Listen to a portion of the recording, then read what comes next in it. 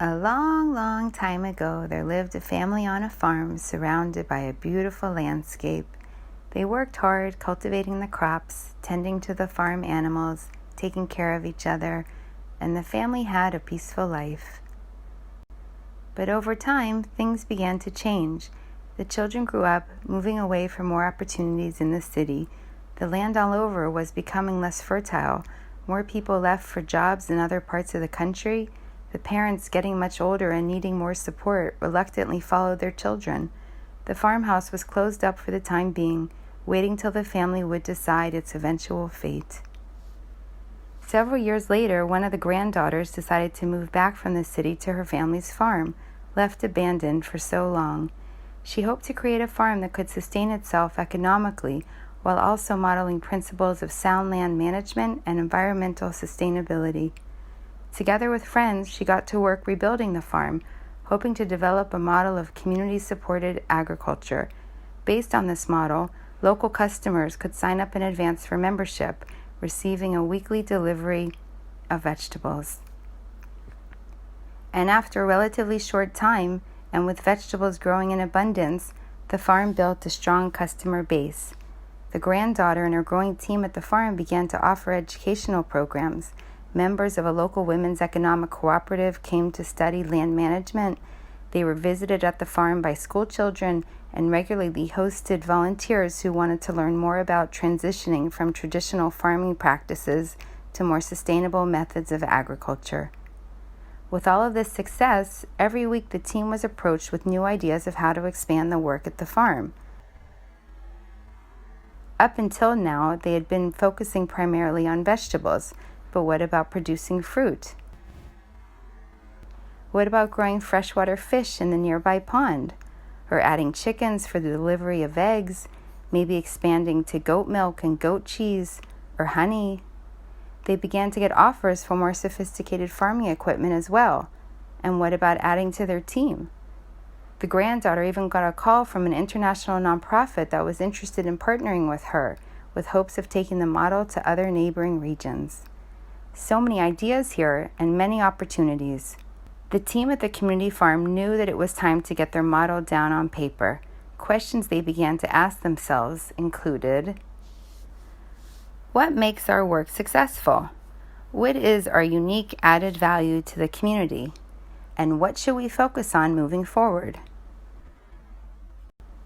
It was time for some strategic conversations, and one way for them to do so was to review key topics that are often explored in strategic processes and evaluation assessments. What are these key areas for strategy and for evaluation? Relevance, effectiveness, efficiency, impact, and sustainability. Let's go through each one of these topics in brief. Relevance. Why is our work relevant to the field and to our target community? How are we responsive to our stakeholders and partners? Effectiveness. What is effective about our work? Are we implementing our programs in a way that will have the greatest potential to achieve results? Efficiency.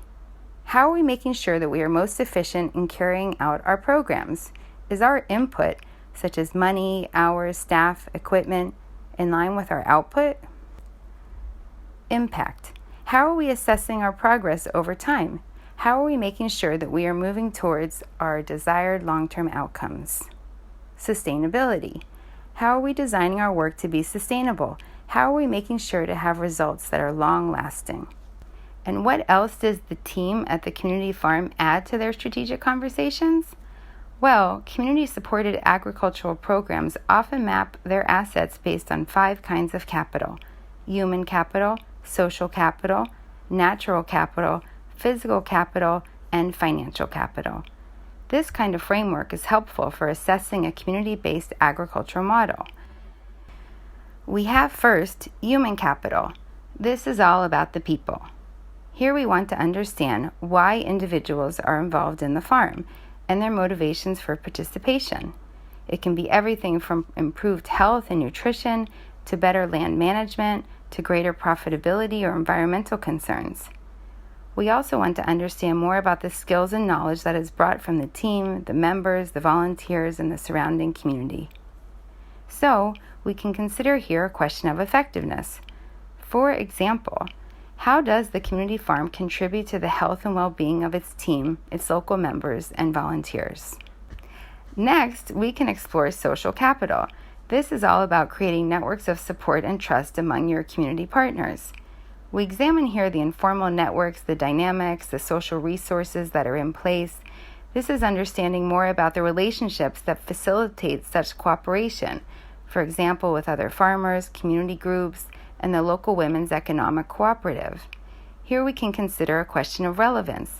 How has the community farm built up a broad network of support? How are they staying responsive and continuing to meet changing community needs? Another important asset for the community farm is, of course, its natural capital, the quality and quantity of natural resources, land, water, and soil that is available to the community farm. Natural capital ties into physical capital. We want to understand here what is the basic infrastructure that is required and the resources that the community farm has, such as irrigation and on-farm sanitation, office space, computers and communications technology, tools, vehicles, and other equipment. We need to take all of this into account. We can consider both natural and physical capital at the community farm when we ask a question, for example, related to efficiency. How efficient is the team at the community farm in terms of operations? Are they able to maximize their efforts and labor so that input into the land matches their output? And lastly, financial capital, the financial resources that the community farm has, which can be any savings, credit, and income from farm sales of goods, for example, that's vegetables, and services, such as training workshops or educational programs. When we consider the topic of sustainability, here it can be about land conservation and environmental sustainability, and it can also be about financial sustainability. So, for example, what are the mechanisms in place for a successful financial model over the long term? How has the team diversified its resource base since they established the farm? And lastly, of course, we will want to consider the topic of impact. An example of an impact question? Well, eventually they will want to understand what is the long-term outcomes of the community farm in terms of contributing to the responsible land management and sustainable livelihoods for the broader community. As we can see, there are many ways to map and understand their work in greater depth. We also see how these discussions can help the team to clarify their main priorities and what their focus is moving forward. We know that the granddaughter and her team are ready to keep dreaming big dreams of how to continue making such a positive contribution to their community and cheering on others to do the same.